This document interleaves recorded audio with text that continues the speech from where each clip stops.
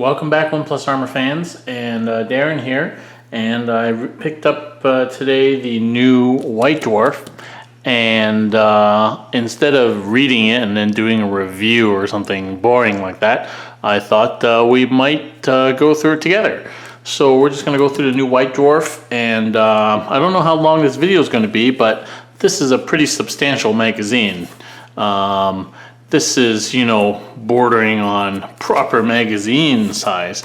It's a full-size sheet of paper, and, if you're used to these weekly, buy these next type White Dwarfs, you're going to be very pleasantly surprised with this White Dwarf, I think. Certainly this reminds me of the last time I used to buy White Dwarfs, which was back in the early 90s, when they were proper magazines with lots of good content. And so I'm very glad that GW has gone back to this monthly but more comprehensive format. So without further ado, let's have a look at it. So the cover is extremely nice. The quality is thick. It's got that sort of glossy finish to it. If you turn it in the light, you can just kind of see it reflecting some of the studio lighting there. So it's got that really nice finish. It's a little bit raised. It's really good quality. Cool artwork that I've not seen before, but I'm not expert on that. And then of course you get the free miniature, which I've removed, but always getting free miniature is always nice. Those character models usually going for 20-30 bucks each, so it's good value. The total cost of a year subscription is about 120 bucks Canadian. A little bit under that, but add tax, and so it's about 10 bucks an issue if you subscribe, and that is good value these days for magazines. I mean, some of these magazines these days go for a lot more than that. So without further ado, let's crack it open. So on this first pages here, you've got sort of the editorial team, and you've got a welcome message from the editor on the new era of White Dwarf. A nice little touch here at the bottom, this little bit focusing here on why the magazine is called the White Dwarf. And who is the White Dwarf? This dude called Grombrindal, a White Dwarf warrior who was literally a White Dwarf. So that's pretty cool. Too bad they didn't include that model with this issue, but that'd be cool. We got a table of contents. The pages are really nice and thick, not that easy to tear. Really nicely printed, feels like quality. The pictures are great. And it's a little bit busy in terms of the words and everything, but so far, it's pretty cool. So I guess they've got this first section called Planet Warhammer, which is kind of like what the White Dwarves have been doing so far, which is just sort of what's new releases and maybe what's coming up. But similar to a lot of other magazines. So, talks about the new Gore Chosen game, talks about the free model here, tells you how to put together the free model. And then here it talks about the new kill team and the new voice shield generator model that's been released in plastic. Little side boxes, tidbits of trivia and knowledge. So altogether pretty cool. And it covers a lot more than just the two main games. You've got a little page, half a page here on Battlefleet Gothic Armada, which is a video game. You have some the rest of these video games. Freeblade over here. You've got a little blurb on the Eternal War 40k MMO that's releasing soon. And then you have like these little things here like Weapon of the Month. So the Jewel Cannon on the Hive Crone. So it's pretty cool. Then they've got Model of the Month here, which of course is Karn. It's a great model. They have some great detailed pictures of the model here from different angles. They have a little bit of the lore behind Karn here, and then they have a little section here talking about the books from Black Library that have been released recently, namely Praetorian of Dorn, which, by the way, if you're not reading and you like the Heresy series, you should read this book. It's excellent. I'm only a third of the way through it, and it's a page turner. Other series going on like The Beast Arises, which is another great Black Library series, some Death Watch books, and here a cool little column just asking John French, who's one of the Black Library authors, some, kind of fluffy questions, who's your favorite character, stuff like that. So it's pretty fun to read. And then this here next just talks about the Trader's Hate thing that just came out. A quick, few features of the Trader's Hate book, talking about kill teams, and then in stores now, of course, all the Death Watch stuff. So Death Watch was their big release, and there's quite a number of pages here on the Death Watch stuff. So nice pictures of all the models, some detail pictures. Here's pictures of the Black Star Flyer. So quite a few pages on Death Watch, and of course the Death Mask box. Some great pictures of the models here, including the new Eldrad model. Just really nice. And more Death Watch, and finally an actual ad about Death Watch. But that's the first ad. I mean, if you don't count all the other stuff talking about new releases as ads, this is actually like the first ad, and we're already page 22. So that's pretty good. And then I really like this feature that they put in here, letters. And any good magazine will have a section on letters and editorial responses and things like that. And so that's why I assume that's why they have this, to make this more like a real magazine. And it's really cool that they put in people's letters here. Of note, the White Dwarf bunker here is Games Workshop bunker in Lenton, Nottingham, NG7. That is literally like down the street from where I used to live when I lived in England doing medical school. So that's pretty cool. Anyway, so this is pretty cool. Letters about all the different games that they do. And then there's a heavy metal section, and I used to love heavy metal, just because I was always amazed at how well people could paint these freaking things, especially when I was really crappy at it. So I loved looking at heavy metal, and it's good to see here they look at the heavy metal painting for the White Dwarf itself as a kind of a throwback, and then a spotlight here on some of the new Sylvaneth models. So that's pretty cool. And I really like this section, just having a look about collecting, and it's a tale of 4 warlords. This is pretty cool, and I guess they're just talking about these 4 guys who started collecting Age of Sigmar armies, and sort of how they did it, and the boxes that they bought and things like that. That's pretty cool. And then it just talks to you about what made them choose the armies that they chose, and what they bought, and that is pretty cool. Really nice pictures of their paint jobs on these armies. So another source of good inspiration.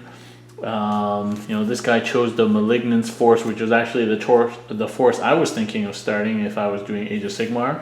It's pretty cool and ghostly. This guy's doing the orcs, so that's pretty cool. I really like this section, how they focus on what actual people are doing, and what did they buy, and how did they paint them. I really like these blue Nurglings. That's really cool. But yeah, so that's the cool. This section is really cool. Okay, Citadel Hall of Fame. Okay, so I guess this is talking about what they think are some of their best models, and not surprisingly, the first model they've brought for the Citadel Hall of Fame is the Nagash model, which I've always thought is a crazy model. I mean, I can't even imagine trying to transport this thing, but as a display, as a centerpiece, I mean, it is very impressive. So it's kind of cool that it's the first Hall of Fame model here. And that's it, a couple pages on Nagash. And then this I really like, Army of the Month, which they used to feature anyway, but now this Army of the Month gets basically like an almost 10-page spread, including this massive fold-out of a picture set up on a table. Look, there's like this whatever this knight's called again, the Revenant, is like standing on that drop pod. I mean, it's really cool. There's raid knights in the back, there's a Farseer in the back, all these troops. You know, this is really cool. There's a cool picture here. They really go to a lot of trouble showcasing this guy's army. And you know what's really cool about this? They tell you what's in it. So the Tempest of Blades, and they actually print the guy's list out. They don't list like all the different war gear, but they actually list what is actually in his army, which is pretty cool. I really like that. And then here's a few pictures down here of him actually playing against other armies. So the army in action. Oh, geez, I didn't even realize that's actually a four-page fold out. Wow. That's even better. Look at that. 4-page fold out. If that was your army, you'd be pretty stoked by that picture. 4-page spread in White Dwarf. That's pretty cool. And then, you know, another picture there. I love that model, how it's modeled standing on top of the drop pod. That's pretty cool.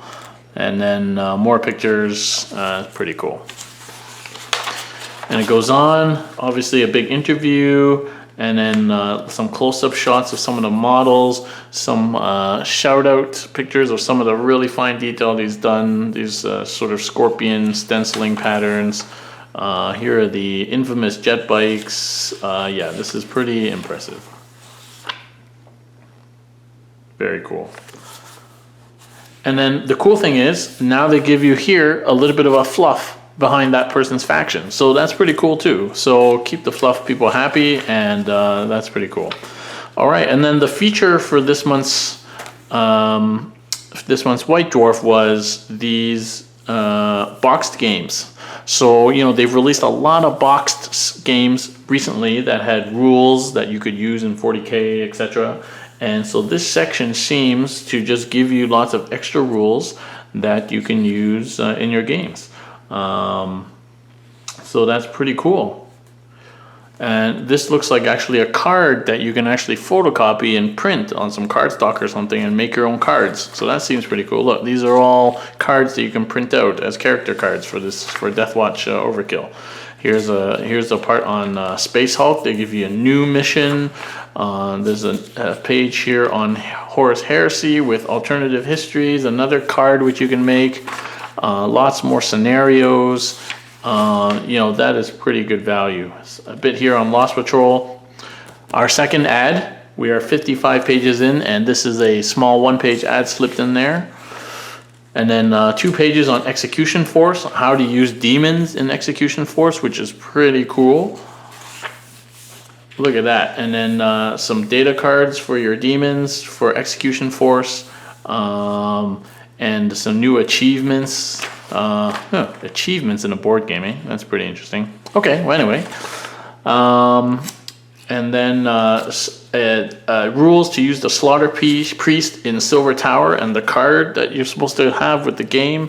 It's pretty cool. And a card for used in Gore Chosen. So that one model that you got free with this magazine, you can use in these games, which is pretty cool. And then the new Gore Chosen stuff. And then, look at that. So the White Dwarf himself, you can use with a data card for Silver Tower and a data sheet, or whatever they call it, for Age of Sigmar. That is pretty cool. I like that. And then a feature on Deathwatch and using Deathwatch in that flyer game Stormcloud Attack, which I've not seen yet, but here it is. And another ad. Okay, now the next section here is Golden Demon, and this shows you some Golden Demon winners, which I always loved. In the same way that I liked Heavy Metal, I loved seeing what other people could do with their armies. And always impressed, and I love to see how people paint their armies. Gives you inspiration, things to aim for. I'm never going to get as good as these guys, but it does give you inspiration and color schemes and ideas, how to model your guys. So it's pretty cool. Okay, in this section they call Illuminations. I guess this is a section that maybe replaces Warhammer Visions. I don't know if they're going to do Warhammer Visions anymore, but this looks like where they're bringing in all the artwork that people do around Deathwatches is this month. So This artwork is just, you know, really quite nice. If you're into the whole realm of 40k, you know, this artwork will be right up your alley. Even like specific artwork about the different guns. Lots of artwork here. Pretty cool. Oh, I like this picture. This dude flying in with the hammer. This guy with the shield. This guy with the flamer. That's pretty cool. Okay, now this is what I used to love about the old White Dwarf in the 90s when I first started reading it, was the battle reports. And back then it was just, you know, like 2D sort of computer mapping with some arrows and abbreviations used and squares to show where different units and things were moving. And it was almost exclusively fantasy back then, but this looks like it's going to be great. So this month is actually Age of Sigmar, which I don't know anything about, but it just looks cool. They give you introduce the players, what they chose, and actually it's two of the guys who were the warlords at the beginning of the magazine, and then set up sort of the scenario, and then look at that. So a page spread introducing each army with labeled numbers and everything and why they took those units is really cool. And then a big deployment picture showing the board and how the armies have deployed, highlights onto what the objectives are, and then also kind of giving you pointers what to look out for in terms of, you know, key units, and then turn by turn written battle report with fantastic pictures. So not only do they have the pictures of the models in action here, okay, which is really cool. It obviously is extremely well lit, and these are beautiful models. But then they have this kind of overall looking map that I can't tell if it's actually pictures of, I think it's just pictures of the models, maybe superimposed on a artwork or something, but then they've put in all these numbers, numbering the actions and arrows, and then descriptions on the side of what's happening. Is really quite an impressive battle report. And this is way better than they used to be, and this was my favorite part of the magazine. So I'm going to have to read this in more detail. Even though I don't even play Age of Sigmar, I'm quite excited to read this. Turn 1, turn 2, every turn is the same. Here's some great close-up pictures of the Bloodthirster and that whatever dude on the mount, and it's really cool.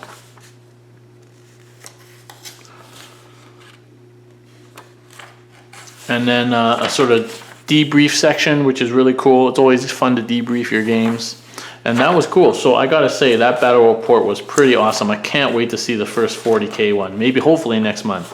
But that was pretty cool. So here's our third ad. We're now at page 100 almost. That's only the third ad there. And then a section here, Ultimate Guide to Imperial Knights. Okay, well that's pretty cool. So it starts with some pictures and some fluff, some nice fluffy schematic diagrams. This almost reminds me of that loadout page in the Freeblade game. And yeah, some more fluff about the baronial courts and the heraldry and the different weapons. A nice picture with all the different house heraldry. Yeah, so I guess this is just a fluffy section. It doesn't actually contain rules or anything like that. But it's pretty cool. If you're into knights, that's definitely a cool section. Oh, look at this. The Living Litany, classified, declared hereticus. Access classified. That's pretty cool. All right, on to the next section. So we're still going. 106 pages, we're still going, man. We're nowhere near the end. This is value for $10. Temporal Distort, a monthly look back through into the dim and distant past of White Dwarf. Now you look back 20 years to 1996. Wow, so this is like I remember White Dwarf. Wow, that's cool. I remember these. Predator when it first came out, and then you could get these war gear cards. I remember in the old days you had to like make your tank or something like that. Yeah, that was pretty funny. The Iron Man model. There's some of the old bat reps that they used to do, just with the sort of computer generated diagrams. And it's pretty cool. Oh, the old days. All right, now we have Battlegrounds. So they showcase some gaming tables. Okay, well that's really cool. Because, you know, if you need inspiration on how to make your table, you know, this would be a great article. I mean, look at this table, it's ridiculous. And this is showing this table, which you can see at Warhammer World in Nottingham. That's pretty cool. Some nice close-up shots. And then a little bit here on Warhammer World. One day we'll go. I can't believe I lived there for like 5 years and I never went to Warhammer World. I lived right in Nottingham for 5 years. Cool. And then some pictures on how they made it. Okay, now this section is called Blanchitsu. John Blanche is one of the primary culprits, and there's a regular feature celebrating John Blanche's unsurpassed influence on the world of Warhammer. Okay, so some of John Blanche's inspiration, I guess. Some Sisters of Battle, some of the early miniatures. Yeah, that's pretty cool. Here's our fourth ad. And then Parade Ground. So I guess showing some kill team, since kill team was just released, is showing how you can make a kill team. You know, so here's a Space Wolves kill team just with like 4 Thunderwolf guys. Here's Orc Boys kill team. I was thinking of buying the kill team rules. I don't necessarily want all the models with it, so I might just try and pick up the rules off eBay or something. Or if anybody has a copy of the kill team rules they want to sell me. Because it sounds like a fun little game to play that you can play over a short period of time. You don't always have time for a 2 or 3 hour game. Here's a little Eldar kill team, some Tyranid action. Really cool. Mechanicus. Oh, I like how these guys are painted. Very cool. Okay, and then modeling and painting. So I'm just getting into modeling and painting after, you know, 20 years absence. I'm going to be starting a new YouTube series on my trials and tribulations if people are interested in watching that. But this is really cool, just showing you how to change the sprues and do some conversions. That's pretty cool. Kit bashing, Deathwatch kill team. That's very cool. That's just exactly what I was trying to do, actually. I was going to use that chaplain model and use his head to make a chaplain, new chaplain on bike for my Raven Wing. So I'll have to pay close attention to this part of the magazine. And of course, paint splatter. Paint splatter showing how you paint things, and so kind of an intro in terms of the Citadel paint system, which is very cool for beginners like me. Just trying to figure out what all these different paints and stuff do, and then shows you how to paint the Slaughter Priest. So kind of like what they were doing in the weekly White Dwarves, but now you have the whole thing just set out right in front of you how to paint this guy top to bottom. So that's pretty cool. And how to paint the famous White Dwarf.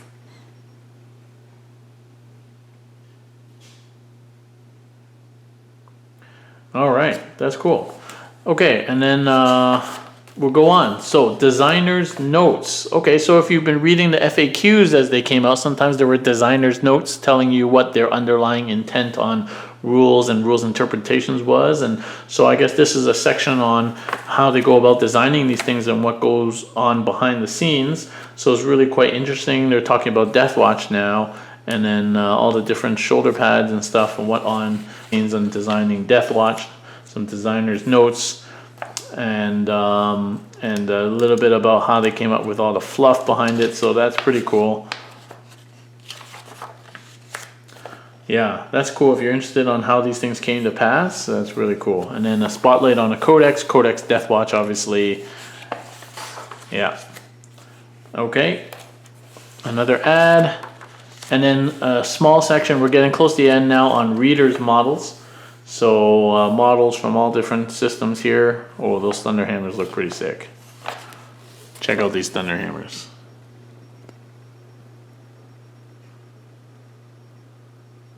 It's pretty impressive.